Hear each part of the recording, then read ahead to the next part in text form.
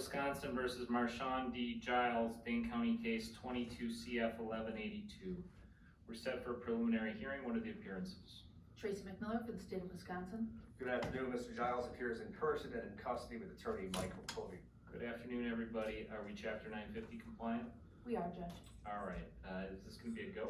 Yes, sir. All right. Well, how many witnesses for the state? State will have one witness, And who's that? Detective Glenn Davis. All right. Why don't we bring in Detective Davis? Before I do that, Judge, I would ask that you find the felony counts transactionally related. That's counts 3, 6, 13, 14, 15, 16, 17, and 18. Any objection? I do object, Judge. I think certainly the counts from 15 to 18 would be transactionally related. That's from the events alleged on April 25th. The nature and the character of those counts completely different than the nature of the counts from the prior days.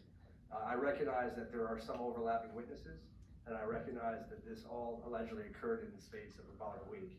But I don't think you can compare a second-degree sexual assault or a first-degree sexual assault on one day with a child abuse allegation involving a completely different factual circumstance and, frankly, a different child from a week earlier. So I also, especially in the instance of count number 13, allegedly occurring on April 23rd, where it's alleged that Marshawn shot a gun at a street light a couple of times. I don't see how that can be connected as a common scheme or plan in any way with what's alleged to have occurred 2 days afterwards. So, Judge, I think that the state, it's a lower burden of proof, but the state should have to prove up all the felonies. Ms. McMillan?